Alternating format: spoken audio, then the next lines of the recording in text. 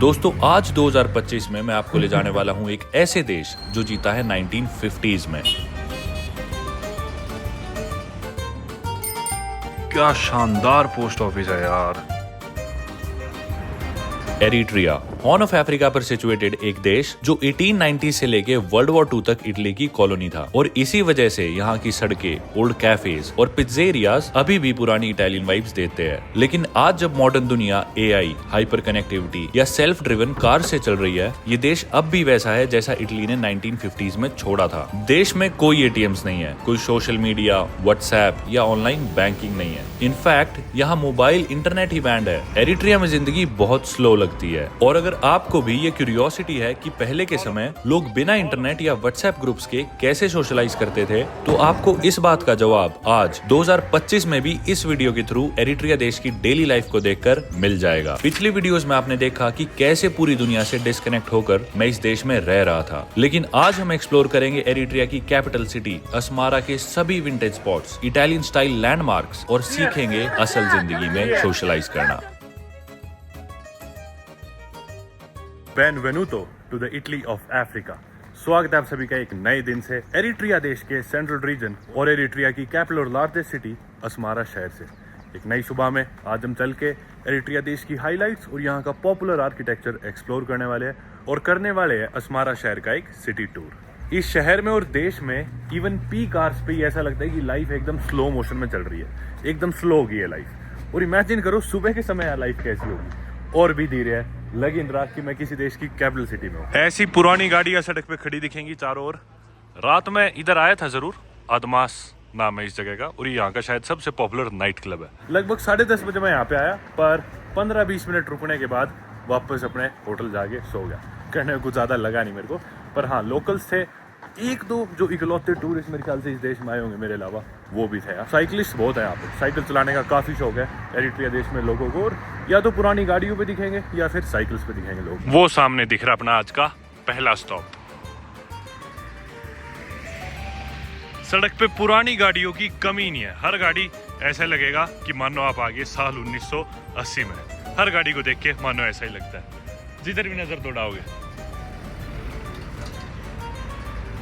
कुछ और पुरानी गाड़ियाँ, ऐसी गाड़ियाँ जो शायद आज से हमें 30 साल पहले को देखने को मिलती होंगी। पहले के जमाने में जो एक गैस स्टेशन होता था, यानी कि पेट्रोल पंप, एयरप्लेन के डिजाइन में बना फिएट टाग्लिएरो की तरफ अपन रोड क्रॉस करके बढ़ते हैं और इसे थोड़ा नजदीक से देखते हैं। शेल मोटर ऑयल, जैसा कि आप लोग जानते हो कि ये पहले एक गैस स्टेशन था, और देखो एयरप्लेन के जैसे विंग्स होते हैं कुछ उसी तरह ये डिजाइन बना हुआ है, वो कॉकपिट, दूसरी तरफ दूसरा विंग। और 1938 में बना ये स्ट्रक्चर एक इटालियन आर्किटेक्ट जिउसेप्पे पेतासी के द्वारा बनवाया गया था। जी हाँ, ऑलमोस्ट 90 साल पुराना ये स्ट्रक्चर है, और पेतासी ये क्लेम करते थे कि इसके जो विंग्स है ये कभी गिरेंगे नहीं, और इधर पहले पिलर्स लगे हुए थे। लेकिन जब पितासी ने कहा कि ये पिलर्स हटा दिए जाए तो वर्कर्स ने मना कर दिया, और जब अपने क्लेम को प्रूव करने के लिए पितासी ने कहा कि इसके नीचे के पिलर्स को हटा दिया जाए तो वर्कर्स ने मना कर दिया।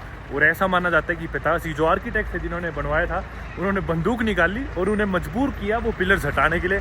लेकिन आज ऑलमोस्ट 90 साल बाद भी आप देख सकते हो ये विंग्स अनसपोर्टेड है, बिना पिलर्स के, और अभी भी इंटैक्ट है। आज के दिन ये जगह एक यूनेस्को वर्ल्ड हेरिटेज साइट है, और पूरे अस्मारा शहर में इसी तरह आपको आर्ट डेको स्टाइल और इटालियन आर्किटेक्चर देखने को मिलेगा। बाकी ये जो आप देख पा रहे हो ये है प्लेन का कॉकपिट, और ये जैसा कि मैंने बताया 2 विंग्स है अनसपोर्टेड, और इनके नीचे गैस स्टेशन था। कॉकपिट का डिजाइन कुछ ऐसे बनाया कि इधर बैठ के पायलट प्लेन को उठा रहा है, साथ में इसके विंग्स है। एक आइकॉनिक गैस स्टेशन फिएट टाग्लिएरो। इसकी कुंडी खुली पड़ी है, अंदर चल के देखते हैं। अगले तो गेट्स बंद पड़े थे आगे वाले, मैं किसी तरह अंदर घुसने का रास्ता ढूंढ रहा हूँ, और इधर से रास्ता खुला है। लो भाई, इस बिल्डिंग के अपन अंदर आ चुके हैं। ये क्या है? ये तो बंद है इधर से। इधर क्या है? उप्स, इधर भी बंद है। उधर सीढ़ी है जिससे अपन ऊपर कॉकपिट की तरफ जा सकते हैं, पर उन सीढ़ियों का मुझे रास्ता नहीं दिख रहा। अरे वाह, ये गेट खुला था। छुपके से अपन स्नीक इन कर गए फिएट टाग्लिएरो में।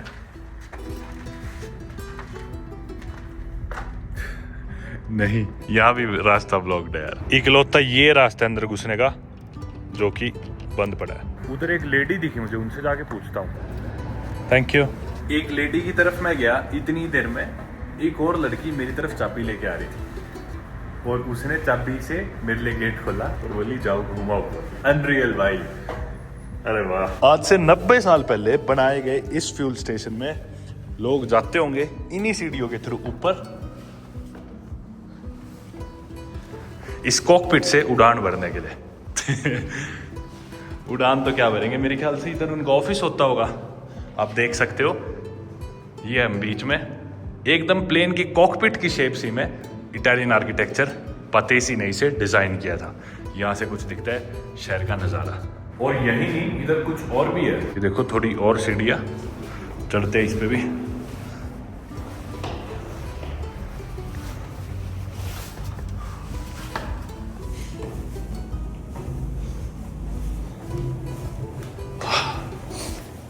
अरे वाह, ये प्लेन के विंग्स अनसपोर्टेड, जो कि आज तक नहीं गिरे और आर्किटेक्ट का क्लेम एकदम सही रहा। सोचो जस्ट अभी गिर जाए तो अपनी किस्मत ही खराब होगी। तो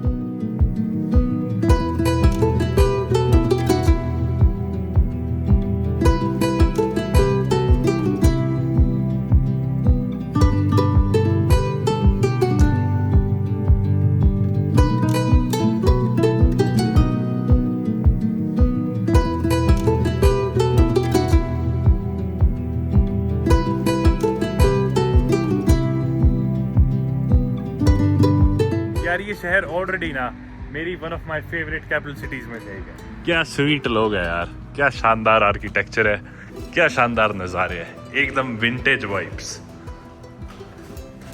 ये रहा दूसरी साइड का नज़ारा। उस तरफ से हमें शहर ज़्यादा दिख रहा था क्योंकि मेन रोड थी, इस तरफ हमें बिल्डिंग ज़्यादा दिख रही है क्योंकि घर और मार्केट्स है।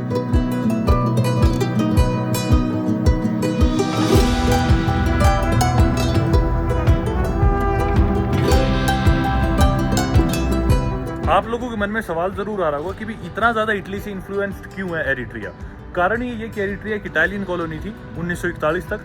उसके बाद जब वर्ल्ड वॉर 2 में इटली हार गया था तो उसके बाद यहाँ पे ब्रिटिश कंट्रोल आ गया था। लगभग एक दशक ब्रिटिश के राज के बाद ब्रिटिश ने 1952 में एरिट्रिया को इथोपिया को सौंप दिया था। और एरिट्रिया के पास बहुत थोड़ी ऑटोनॉमी शुरू में थी, लेकिन 1960s में इथोपिया ने उसे भी ले लिया, शायद 1962 में। और फिर कई डेकेड्स तक इनके बीच में लड़ाई चलती है।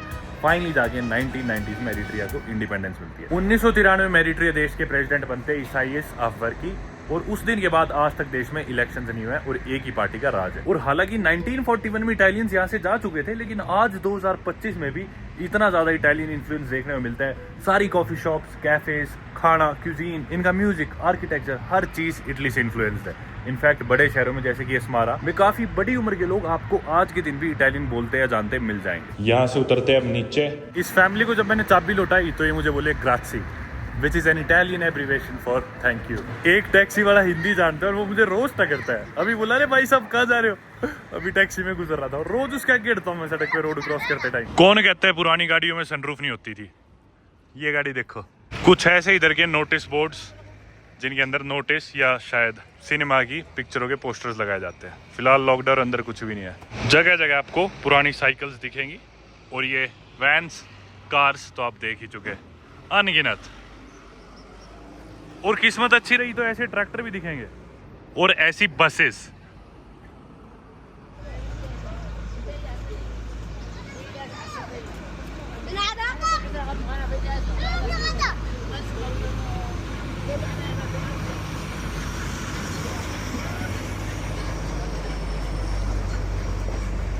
पीछे कुछ लड़कियां ज्यादा प्लेफुल हो रही थी, हनी बेबी चिल्लाने लग रही थी। अभी हम चलते इस कैंप के अंदर।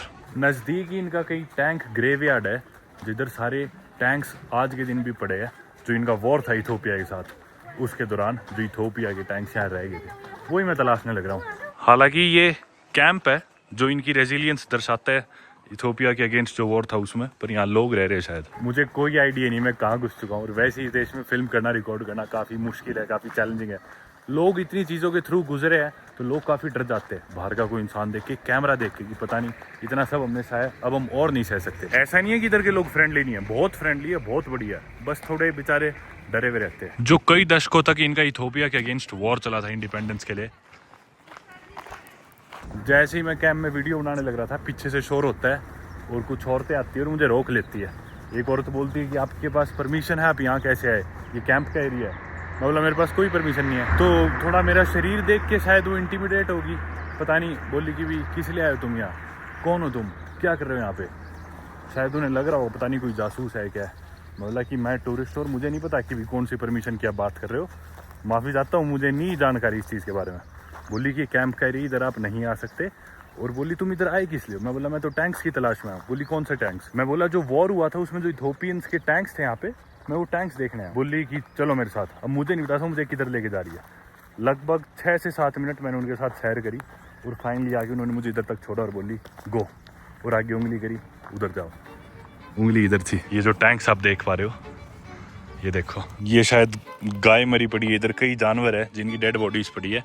और ये जो आप सामने ग्रेवयार्ड देख पा रहे हो, ये टैंक ग्रेवयार्ड की मैं बात कर रहा था, जो एरिट्रियंस और इथोपियंस के बीच में कई सालों तक जो जंग चली थी। तो फाइनली जब इथोपिया ने गिव अप करके जब इथोपिया यहाँ से चला गया था और एरिट्रिया को इंडिपेंडेंस दे दी थी, तो इथोपियन ट्रक्स और टैंक्स यहीं पे रह गए थे, जो आप देख सकते हो। कितना बड़ा ग्रेवयार्ड है। सिर्फ यहीं तक नहीं, वो देखो कितनी दूर तक जा रहे हैं सारे टैंक्स। और मतलब ये सारे टैंक्स एक जगह यहाँ पे डंप कर रखे हैं।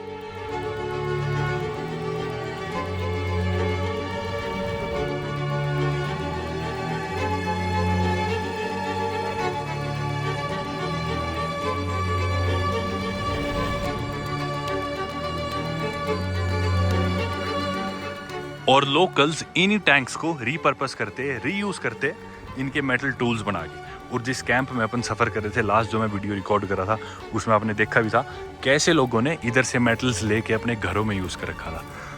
ये देखो कुछ ट्रक्स खड़े हैं यहाँ पे और उधर कुछ टैंक्स है। पता नहीं कितने लोगों की जाने गई होगी इन टैंक्स में या फिर इन टैंक्स के द्वारा। मुझे नहीं लगता मेरी ज़िंदगी मैंने एक साथ इतने सारे टैंक्स एक जगह पे देखे हैं, वो भी डंप। मतलब एक ग्रेवयार्ड टैंक्स का। टैंक्स में पौधे भी उग चुके हैं, देखो कैक्टस उगा हुआ है ट्रक के अंदर। और ये टैंक तो देखो कितना खूबसूरत बन गया है। ट्रक है शायद और इसके ऊपर पौधे और फूल उग चुके हैं। यहाँ पे शायद कुछ अमेरिकन विली जीप्स है जो इधर ग्रेवयार्ड में पड़ी है। मतलब सारी तरह के व्हीकल्स है, सिर्फ टैंक्स ही नहीं, ट्रक्स, टैंक्स, जीप्स, वैन्स भी, और शायद कुछ कार्स भी उधर जो मैं देख पा रहा हूँ। और इतना बड़ा है ये कि मेरे को नहीं लगता कि पैदल चल के पूरा ग्रेवयार्ड एक बारी में देखा जा सकता है। कुछ और ट्रक्स और ट्रक्स और ट्रक्स। 1991 में इन्हें आज़ादी मिली थी इथोपिया से, आज 2025 चल रहा है, यानी कि 44 साल से ये ट्रक्स, टैंक्स यहाँ पे डंप्ड है। ये देखो वैन की मैं बात कर रहा था, गाड़ियों की मैं बात कर रहा था, कुछ और गाड़ी आप देख सकते हो, वैन आप देख सकते हो। इथोपिया की मिलिट्री के जो भी व्हीकल्स थे या जो भी उनका सामान वापस इथोपिया वो नहीं लेके जा सके वॉर में, वो सब यहीं पे। और हालांकि इथोपिया को इतना दूर नहीं है यहाँ से। मैं ग्रेवयार्ड पूरा देखे बिना जाना ही नहीं चाहता, तो हिम्मत मार के आखिरकार मैं इसके एक कोने तक पहुंच गया। दोस्तों एरिट्रिया मेरी 116वीं कंट्री है and it is definitely one of the most unique places in the world that I have ever been to. और साथ ही दुनिया की one of the least visited countries में से भी है। पूरे देश में कोई भी एटीएम नहीं है, टूरिस्ट मुश्किल से कोई आता है। और देखो एक इतनी यूनिक जगह पे मेरे अलावा मेरे को कोई टूरिस्ट नहीं दिखा। टूरिस्ट छोड़ो, लोकल ही नहीं दिख रहा।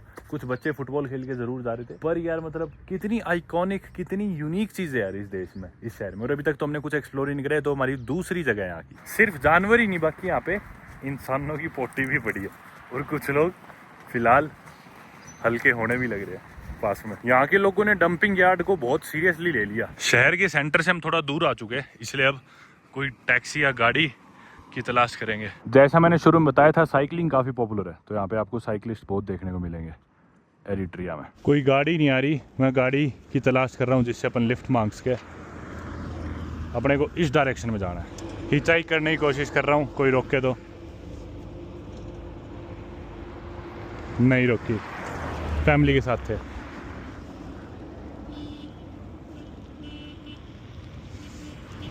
ओ रोक ली।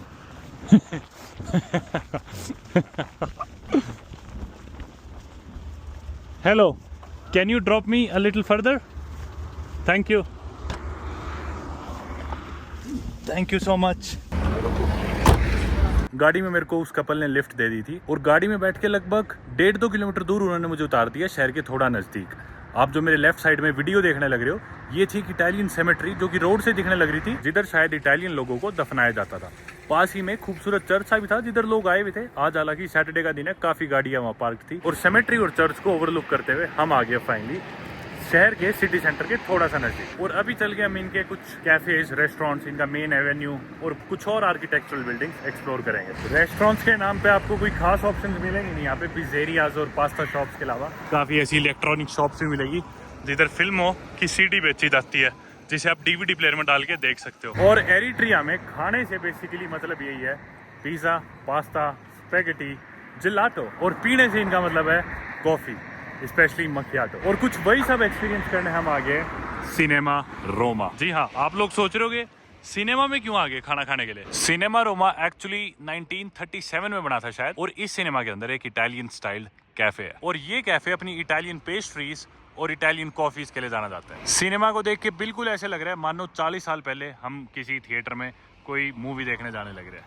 पर ओरिजिनली ये सिनेमा जो कि मूवीज दिखाता था, आज के दिन यहाँ पे ज्यादातर फुटबॉल मैचेस दिखाए जाते हैं और लोकल्स का एक फेमस हैंग आउट स्पॉट है जिधर सारे दोस्त आते हैं या फिर अनजान लोग भी आते हैं और नए लोगों से दोस्ती करके हैंग आउट कर सकते हैं। चलते हैं अंदर, घुसते हैं और पीते हैं यहाँ की कोई कॉफ़ी। कमाल की बात है कि कैफ़े में एक टीवी लगा हुआ है, और जो कि पुराना टीवी नहीं है, वरना हर जगह देश में पुराने टीवीज़ देखने को मिलते हैं। काफ़ी आइकॉनिक सा कैफ़े है। इस सिनेमा या कैफ़े में तरह तरह के एक्टर्स और मूवीज़ के पोस्टर्स लगे हुए हैं जगह जगह। और सबसे बढ़िया बात मेरे को ये लगी कि हर इंसान अपने फ़ोन से ग्लूड होने की जगह आपस में मोमेंट को एंजॉय कर रहा है, अपने दोस्तों से बातें कर रहा है, बैठ के कॉफ़ी पी रहे हैं, जिनके साथ वो आए हुए उनसे बातें कर रहे हैं और मोमेंट में प्रेजेंट में जीने लग रहे हैं। क्योंकि कोई इंटरनेट ही है तो कोई फ़ोन यूज़ ही नहीं कर सकता। जबकि हम लोग क्या करते हैं कैफ़ेज़ पे जनरली जाती स्टोरीज डालना, फोटोज़ खींचना और फ़ोन में घुस जाते हैं, पर यहाँ पे ये चीज़ पॉसिबल ही नहीं है। शायद से शहर के सबसे आइकॉनिक कैफ़े में एक मकियाटो की कीमत है 11 एरिट्रियन नक्फा, और $1 में 15 नक्फा होते हैं। एक नक्फा में अपने भारतीय 5.8 रुपये होते हैं, यानी कि 60 रुपये की कॉफ़ी इनके सबसे आइकॉनिक रेस्टोरेंट में। कुछ ऐसी दिखती है मेरी मकियाटो। और हर इंसान कैफ़े में आप देख सकते हो कोई भी अपना फ़ोन नहीं चला रहा, सभी लोग आपस में बात करने में बिजी है। कोई भी स्टोरीज डालने का कष्ट नहीं उठा रहा, क्योंकि स्टोरीज डाल ही नहीं सकते हैं। एक्चुअली मोमेंट में जीने लग रहे हैं सभी लोग। लाजवाब कॉफ़ी है यार इनकी, किसी भी जगह ने मुझे अभी तक डिसअपॉइंट नहीं किया, शानदार। हालांकि दिन के 12 ही बजे, पर इनकी जितनी भी पेस्ट्रीज वगैरह थी या डेजर्ट्स थे सब कुछ खत्म हो चुका है। तो मेरे लिए खाने के लिए कुछ नहीं था, बस पिज़्ज़ा ऑप्शन था। पर पिज़्ज़ा मैं यहाँ पे खाना नहीं चाह रहा था, क्योंकि देश में व्हाट्सएप नहीं है, सोशल मीडिया नहीं है। तो कैफेज में आने का लोगों का मकसद सिर्फ चाय पीना, कॉफ़ी पीना नहीं है, सोशलाइज करना भी है। आप कैफे में आओ, सभी लोग एक दूसरे से बात कर रहे हैं, एकदम रिलैक्स माहौल है। किसी से दोस्ती करनी है, उन्हें कॉफ़ी खरीदो और बात लग जाओ। तो बहुत आसान है यहाँ पे दोस्त बनाना और सोशलाइज करना। लोग इंतजार नहीं करते इवेंट्स पे जाने का, व्हाट्सएप ग्रुप्स नहीं होते कि इस टाइम अपन इस जगह मिलेंगे। बस किसी भी रैंडम कैफे में जाते हैं, वहाँ पे जो भी स्ट्रेंजर्स दिखते हैं उनसे बात लग जाती है, और कुछ ही दिनों में आपकी सभी से दोस्ती जाती है। तो जनरली जब भी मैं कैफे पे बैठता हूँ, सड़क पे गुजरता हर आदमी किसी ना किसी का जानकारी होता है। कैफे में से कोई आवाज़ मारता है, ओए क्या हाल है, वो बोलता है मैं ठीक हूँ, तुम कैसे हो। इस तरह 2 मिनट बात करते हैं, फिर वो इंसान आगे चल पड़ता है और कैफे में बैठे लोग अपनी कॉफ़ी कंटिन्यू करते हैं। कोई टैक्सी तलाशते हैं अब। You know post office? Post office. Okay. Yeah, how much? 50. 50, okay. 15. Okay. Okay. 50. Yeah. 40 is good. Okay. Okay, thank you.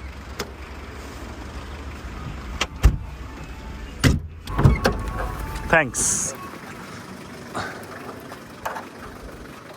ये आगे हम इनके सेंट्रल पोस्ट ऑफिस में, इधर से मैं कुछ स्टैम्प्स वगैरह खरीद लूँगा, शायद पोस्ट कार्ड्स भी मिले तो। इसके अंदर मेरे ख्याल से ये तो बंद है। पोस्ट कार्ड्स वगैरह, स्टैम्प्स, सारी चीज़ें रखी है। और ये देखो मेन पोस्ट ऑफिस, क्या शानदार पोस्ट ऑफिस है यार, कितना खूबसूरत, एकदम इटालियन स्टाइल है ना, वाह। पर ये टीवी देख के आप समझ जाओगे कि आप एरिट्रिया में ही हो। हर जगह ऐसे ही पुराने टीवीज देखने को मिलेंगे।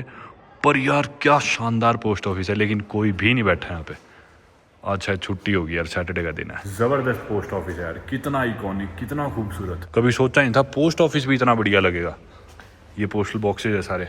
बाहर कुछ दुकानें हैं, शायद उन दुकानों पे कुछ मिल जाए, वो भी बंद लग रही है। लेकिन पोस्ट ऑफिस के बाहर से स्मारा कैथेड्रल का भी नज़ारा दिख रहा है, जिधर अपन थोड़ी देर में चलेंगे। सारी दुकानें बंद पड़ी है यार, आज सैटरडे का दिन है, मंडे खुलेगा पोस्ट ऑफिस सीधा। बिल्कुल इटली का अफ्रीकन वर्जन। इस म्यूजिक शॉप में पूछा गया, यहाँ पे गानों की कैसेट्स और सीडीज मिलती है, ये भी बंद है।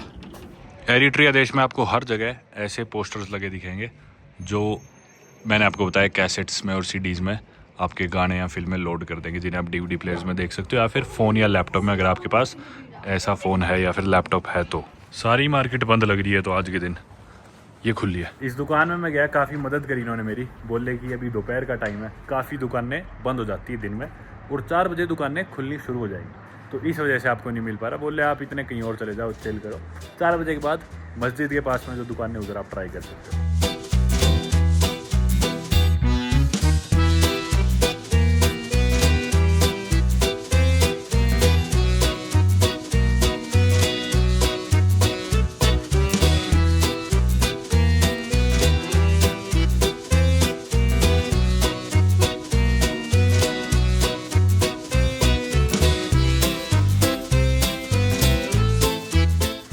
इन इटालियन स्टाइल बिल्डिंग्स के बीचों बीच इस आर्ट डेको आर्किटेक्चर को देखते हुए मैं जाने लग रहा हूँ अस्मारा की सबसे पॉपुलर, सबसे मेन स्ट्रीट हार्नेट एवेन्यू। दिन का समय, दुकानें ऑब्वियसली आप देख सकते हो बंद हो चुकी है, पर हार्नेट एवेन्यू पे आई एम श्योर ये हाल नहीं होने वाला है, क्योंकि पूरे शहर की सबसे मेन स्ट्रीट है वो, और जो कि यहाँ से काफ़ी नज़दीक भी है। जी नहीं, दोपहर के समय तो हार्नेट एवेन्यू भी खाली पड़ा है। सामने कुछ स्टेयर्स, एक बस स्टॉप और इनकी मिनिस्ट्री ऑफ एजुकेशन, जिसकी घड़ी पे आमतौर पे हमेशा टाइम गलत ही होता है। दिन में 2 बार समय ठीक बताती है हालांकि ये, पर बाकी पूरे टाइम गलत समय होता है इधर। पहले ये इनकी किसी पॉलिटिकल पार्टी का भी दफ्तर होता था, अभी ये मिनिस्ट्री ऑफ एजुकेशन है। नोटिस बोर्ड, आगे एक और नोटिस बोर्ड, और दोस्तों ये है हार्नेट एवेन्यू, यानी कि अस्मारा की मेन सड़क, मेन स्ट्रीट। मैं यकीन नहीं कर पा रहा कि इस समय सड़क इतनी खाली पड़ी है, क्योंकि हर वक्त यहाँ पे इतनी भीड़ लगी रहती है जब भी मैं आता हूँ। जैसा मैंने बताया कि हार्नेट एवेन्यू इनकी मेन स्ट्रीट है, मेन एवेन्यू है, और यहाँ पे आपको इनकी iconic art deco buildings, Eritrean restaurants, coffee shops, cafes देखने को मिलेंगे। लेकिन हमेशा से इस जगह का नाम हार्नेट एवेन्यू नहीं होता था।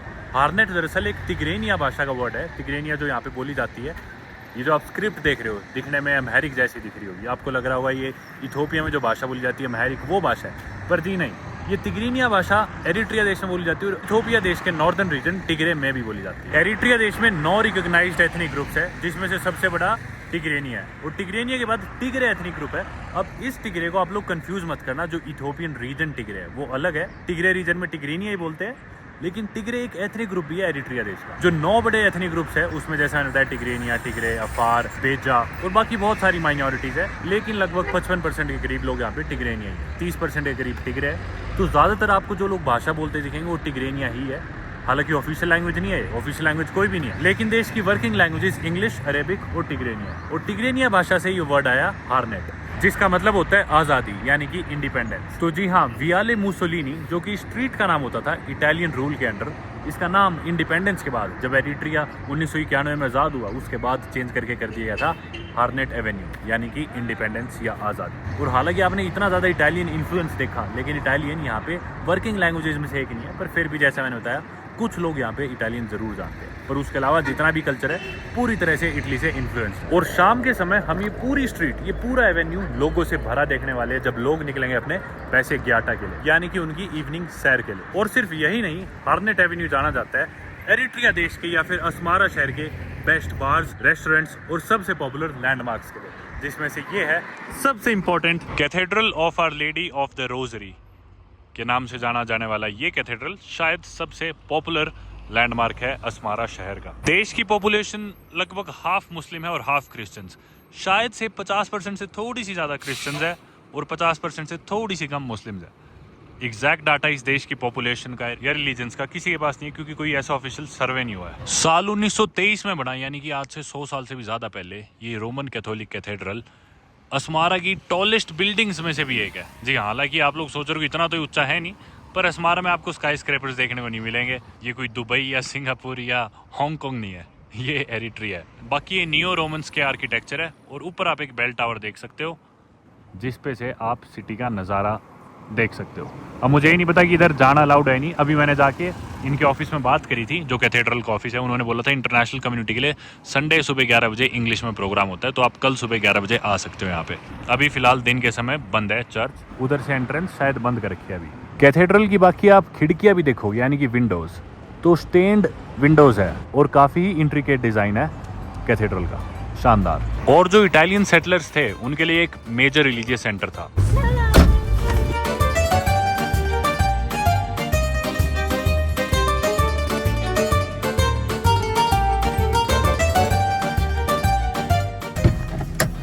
Thank you.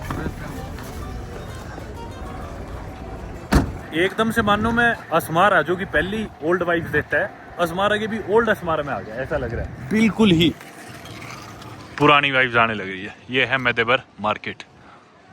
इसकी मैंने फ्रिज मैग्नेट पहले खरीद ली थी, लेकिन विजिट अब कर रहा हूँ। बाहर लोग खच्चर वच्चर पे सामान लेके जाने लग रहे हैं और बिल्कुल ही शांत। So this grinds wheat right?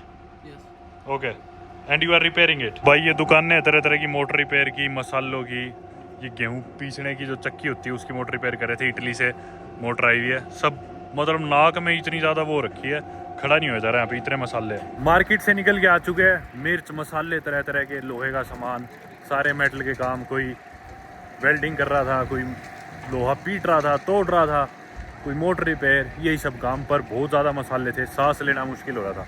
निकल गए मेदेबर मार्केट से तो बाहर। कोई बहुत ज़्यादा कुछ ऐसा देखने को था नहीं। एरिट्रिया देश की एग्जैक्ट पॉपुलेशन तो नहीं पता, लेकिन एस्टिमेट माना जाता है 3.5 मिलियन से 6 मिलियन के बीच। लगभग 35-40 लाख हम मान सकते हैं इस देश की पॉपुलेशन। और आप फिर भी देखोगे ना, मतलब गंदगी नहीं है देश में इतनी ज़्यादा कोई, मतलब ज़्यादातर रोड्स एवेन्यू साफ ही दिखते हैं। और इस देश में रोज सुबह 6:30 बजे उठ के लोगों को खुद ट्रक में जाके अपना कूड़ा फेंक के आते हैं। ऐसा नहीं है कि ट्रक आके बाहर से उठा लेगा। रोज लोग सुबह जल्दी उठते हैं, ट्रक आते हैं, बाहर गली में ट्रक लगता है और लोग जाते हैं ट्रक में खुद अपना कूड़ा फेंक के आते हैं, डाल के आते हैं। भाई सड़क पे गुजर रहा था, एक भाई यहाँ बैठा दारू पी रहा था, मैंने उसे चीयर्स बोल दिया। भाई बोला रुक रुक रुक, बुन्ना पिलाऊंगा, यानी कि इथियोपियन कॉफी। अब मेरे लिए बुन्ना लेने गया ना, मेरे को पैसे देने दिए। मोबाइल में गाने बज रहे भाई के। Thank you. Wow, bunna, this is bunna, my bunna, coffee. Okay, This is my gas. oh I don't drink beer. It's not beer. No beer. No, it's not beer. It's water. It's water. Okay, water. Water. Wow, thank you. You are so nice. So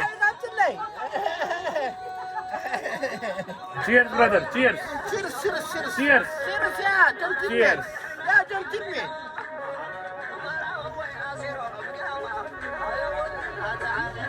Yeah, good. Good water. Good water. Good water. Yeah, good water. Cheers. Cheers. Cheers.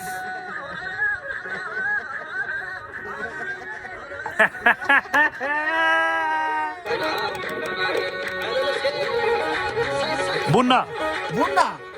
Bunna. Ayıp cheers. Cheers. चरस। बहुत कड़वी है bunna तो। Very good bunna, very good. बहुत कड़वी है यार, बहुत ज्यादा कड़वी है बुन्ना तो। एकदम भाई पी नहीं जाने लग रही। I love your smile, your smile is amazing, best smile. आइब से मैंने नंबर मांगा अपना 0707 18 25। Okay, now I will watch it and repeat and save. Diary में देख के बताया अपना नंबर भाई ने। Thank you so much brother, I will see you again and I will call you from India. Take care, goodbye brother. दोपहर के 3 बजने वाले, बहुत तिखी धूप है। हालांकि शाम को मीठी मीठी ठंडी हो जाती है। वो टैक्सी वाले मेरे को लग रहा है सारे मुझे रिप ऑफ करना चाह रहे, तो मैं पैदल ही चल रहा हूँ।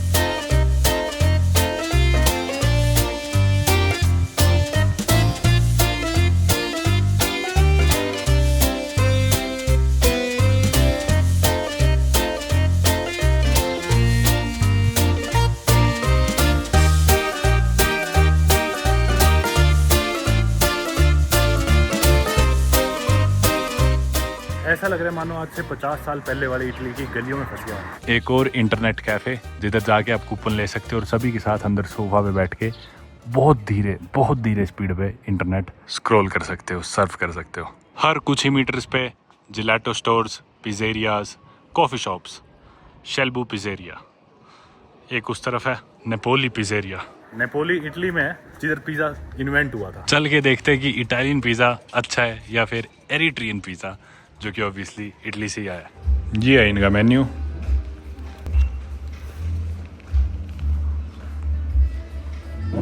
खाने से पहले हाथ धो लेते हैं। बड़ी स्टाइलिश टुंटी है। साबुन भी। मैंने ऑर्डर कराया बाकी एक वेजिटेरियन पिज़्ज़ा और साथ में स्पार्कलिंग वाटर।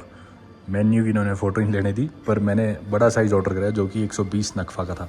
और शायद जो बनाने वाले शेफ़ है वो खुद बाथरूम में घुसे हुए थे। ये आ गया मेरा पिज़्ज़ा। बहुत ही बड़ा है ये तो।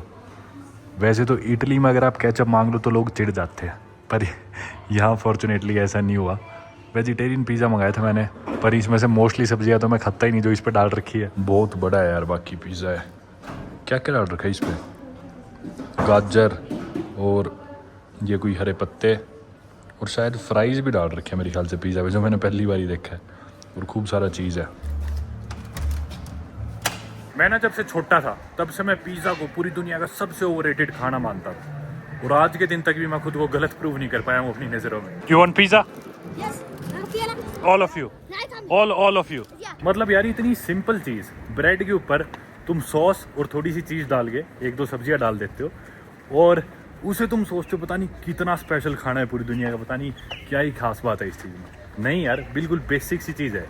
पता नहीं क्यों इतना चढ़ा रखा है पिज़्ज़ा को। इनका पिज़्ज़ा टेरेबल था सही में, मेरे से खाया ही नहीं गया। और मैंने वो पैक कराया, 125 नकफा का था, 750 रुपये का पिज़्ज़ा। जब मैंने वो पैक भी कराया, कोई पिज़्ज़ा ऐसे पैक करके देता है जिस तरह मतलब एनवेलप में अफीम बांध रखी हो ऐसे पैकिंग करके दे रखी थी। और जो मैंने लिया पिज़्ज़ा वो फिर मैंने मजबूरन वो जो बच्चे थे सड़कों पे उनको दे दिया। इसीलिए मैंने पैक कराया था, क्योंकि खुद तो मैं खा नहीं सकता था। और सिर्फ यहीं का पिज़्ज़ा नहीं, मैं कई बार इटली भी गया हूँ। मैंने इटली में भी पिज़्ज़ा खाया, पर मेरे को वहाँ भी पिज़्ज़ा पसंद नहीं आया। हो सकता है काफ़ी लोग इस बात को लेकर चिढ़ जाए, ऐसे कैसे बोल रहा है, इटली का पिज़्ज़ा तो नहीं हो, कैसे कह दिया। ठीक है भाई, ये मेरी पर्सनल प्रेफरेंस है। मैं यूँ नहीं कह रहा कि पिज़्ज़ा बेकार है, मैं बस यूँ कह रहा हूँ कि मुझे नहीं स्वाद लगता, स्पेशली उतना जितनी इसकी हाइप बना रखी है पूरी दुनिया में। पर वही बात है, एक जगह के पूरे एक्सपीरियंस से हम सारे पिज़्ज़ास को इस देश में बेकार नहीं बोल सकते। जगह जगह पिज़्ज़ेरिया है यार, इतना मशहूर है यहाँ पे, तो दोबारा मौका दूंगा, दोबारा खाएंगे अपन। हो सकता है अगली बार अपना एक्सपीरियंस अच्छा रहे। इधर तो मेरे को बिल्कुल भी पसंद नहीं आया, स्टाफ भी अच्छा नहीं था इतना। पिछले कई दिनों से मैं बिना इंटरनेट कनेक्टिविटी के हूँ और व्हाट्सएप, यूट्यूब कुछ भी चेक नहीं कर पाया। आप लोग जानती हो कि देश में मोबाइल डाटा बैंड है, मतलब आप सिम कार्ड लेके उसमें मोबाइल डाटा यूज़ नहीं कर सकते। और ये जो वाईफाई कैफेज भी है, इधर भी इंटरनेट ना के बराबर स्पीड पर चलता है। हालांकि मैंने कोशिश करी थी, अगर आपके पास आईफोन है तो ये प्रोसेस और भी कॉम्प्लिकेटेड हो जाता है। VPNs वगैरह सब बैंड है, सब ब्लॉक्ड है, व्हाट्सएप ब्लॉक्ड है, बैंड है, यूट्यूब नहीं चला सकते, कुछ भी नहीं चला सकते। हालांकि मैंने काफ़ी धक्के भी खाए थे, लोकल दुकानों पे गया, कहीं ना कहीं से जुगाड़ निकालने की कोशिश करी। किसी ने मेरे को बताया कि अगर मैं फलानी दुकान पे जाके फलाने इंसान की मदद लूँगा तो मेरे फ़ोन में कुछ ऐसे सॉफ्टवेयर या VPN डाल देगा जिससे मेरा इंटरनेट या व्हाट्सएप चल सकता है। लेकिन मेरे फ़ोन में 18 VPN डलवाने के बाद भी कोई फ़ायदा नहीं हुआ। और जान करके मैंने मेरे फ़ोन में, लोग क्या करते हैं मूवीज़ डलवा लेते हैं, गेम्स डलवा लेते हैं, मैंने कुछ नहीं डलवाया। मैंने सोचा पूरा ही डिस्कनेक्ट होऊंगा, मैं इंटरनेट का यूज़ ही नहीं करूँगा, ताकि जो खाली टाइम होगा, फ्री टाइम होगा, उसमें मैं जिम जा सकूँ, लोकल लोगों से बिना कैमरा के मिल सकूँ, रनिंग करने जा सकूँ और पूरी दुनिया से डिस्कनेक्ट ढंग से हो सकूँ। और ये डिसीजन अभी तक काफ़ी अच्छा साबित हुआ है, मुझे काफ़ी बेहतर फील हो रहा है। सुबह सुबह उठ के सबसे पहली चीज़ जो जनरली मैं करता हूँ, मुझे अपने फ़ोन की तरफ नहीं देखना पड़ रहा। हालांकि हर कुछ ही मीटर्स पे, खासकर अस्मारा शहर में सेंटर के आसपास सिनेमाज देखने को ज़रूर मिलते हैं, पर चाहे वो ऑपरेशनल हो या अबैंडन्ड। मेरे राइट में है थिएट्रो अस्मारा, यानी कि यहाँ का ओपेरा हाउस, इसी में चलते हैं। तो ये है दोस्तों थिएट्रो अस्मारा, यानी कि अस्मारा ओपेरा हाउस। 1920 के राउंड ये बिल्डिंग बनी थी इटालियन कॉलोनियल एरा के दौरान, और आज के दिन ये भी एक वर्ल्ड हेरिटेज साइट है। इंटरेस्टिंगली शायद ये इकलौती ऐसी जगह है अस्मारा में जिधर मैंने देखा है वाईफाई का निशान, पर पता नहीं चलता भी होगा नहीं चलता होगा। आइए चल के एक्सप्लोर करते हैं इस ओपेरा हाउस को। हालांकि ये एक थिएटर या फिर ओपेरा हाउस था, आज के दिन शायद ये मॉडर्न कैफ़े है, और मेरे ख्याल से one of the most elegant buildings जो आपको देखने को मिलेगी अस्मारा में, उनमें से एक है Teatro Asmara. Coffee, breakfast, juices, wifi. मेरे को यहाँ बैठे 5 मिनट होने वाली है, अभी तक कोई आया नहीं मेन्यू लेके या ऑर्डर लेने। आप अंदाज़ा लगा सकते हो कितनी स्लो है लाइफ यहाँ। ये कुछ है चाय के, कॉफ़ी के रेट्स बड़ी सस्ती है यार, कॉफ़ी बहुत ही सस्ती है यहाँ, 55-60 रुपए की 5 की चाय, तो 5 की है 24 रुपए की। ये थिएट्रो अस्मारा यानी कि अस्मारा ओपेरा हाउस पहले यूज़ होता था इटालियन ओपेराज, थिएटर परफॉर्मेंसेज और कॉन्सर्ट्स के लिए। और हालांकि आज ये कैफ़े बन चुका है, पर फिर भी यहाँ पे थिएटर के अंदर time to time cultural performances, film screenings और म्यूजिक इवेंट्स होते रहते हैं। That's it, just 1 macchiato. इधर तो अपनी मखियाटो आ गई सिर्फ 8 नफका की, या नकफा, में बार बार कंफ्यूज रहता हूँ। एनीवे, ये हुई 50 रुपये से भी कम की। एरिट्रिया में एक बार भी मुझे कॉफ़ी ने निराश नहीं किया, हर बार ज़बरदस्त। शाम का समय होती भीड़ भी देख लो, हार्नेट एवेन्यू पे भीड़ भी होने लगी। मेरे पीछे आप देख सकते हो लोग कैसे पोस्टर्स देख रहे हैं कि नई फिल्म कौन सी लगी है थिएटर में। बस से उतरते ही सीधा घूमते फिरते हम फिर से अस्मारा कैथेड्रल के सामने आ गए।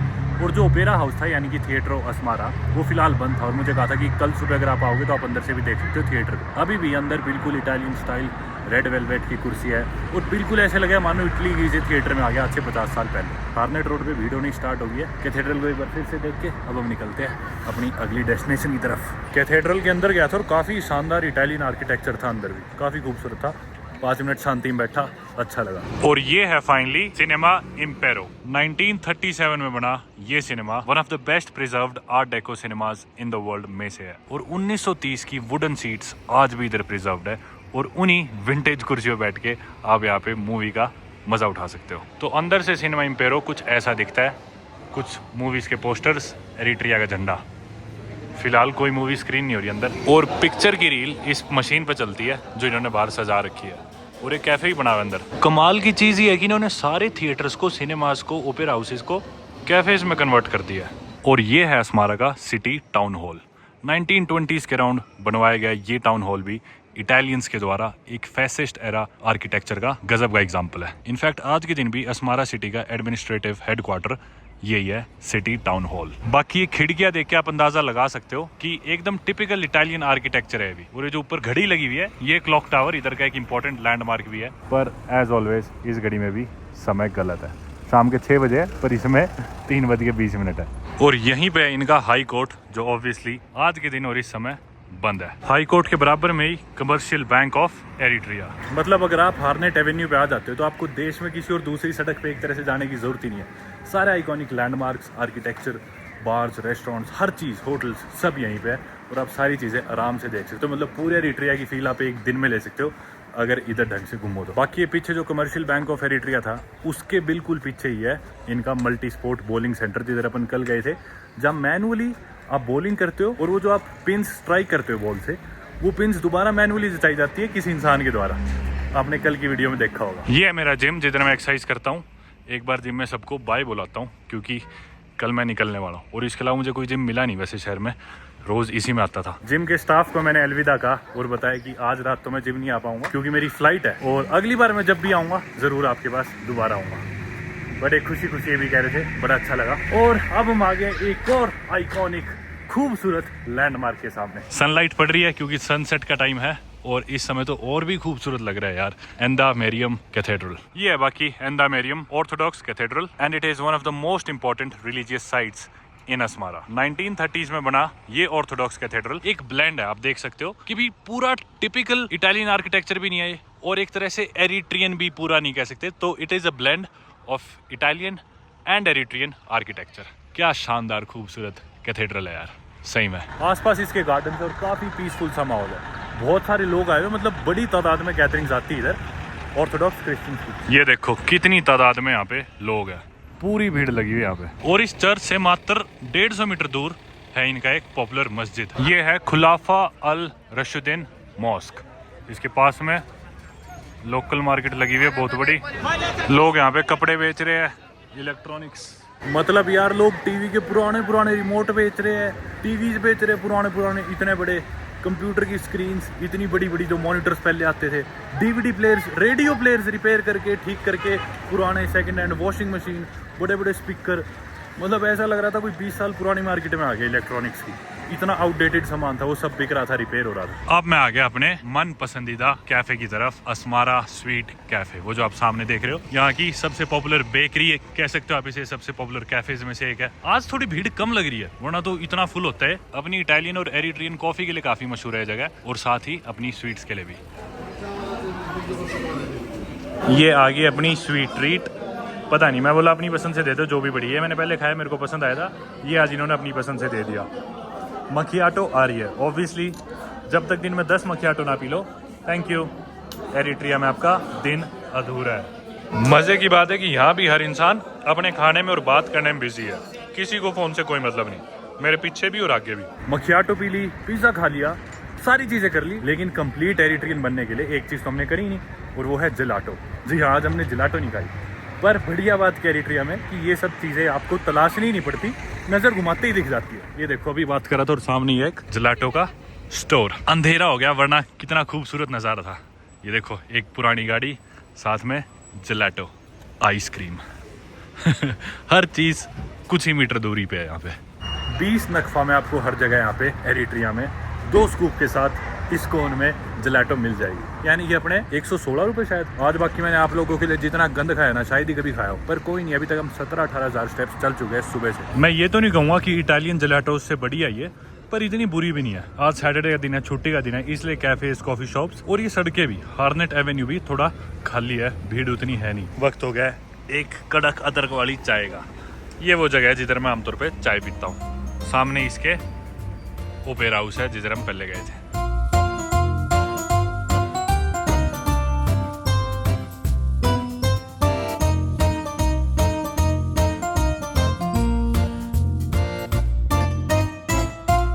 इससे पहले कि एरिट्रिया की वीडियोस हम खत्म करें, वक्त आ गया इनके पिज़्ज़ा को एक लास्ट चांस देने का। हम आ गए अब गिबाबो, जो कि इनके सबसे मशहूर रेस्टोरेंट्स में से एक है। हालांकि मैं इधर पहले भी आऊँ लेकिन पिज़्ज़ा नहीं ट्राई करा।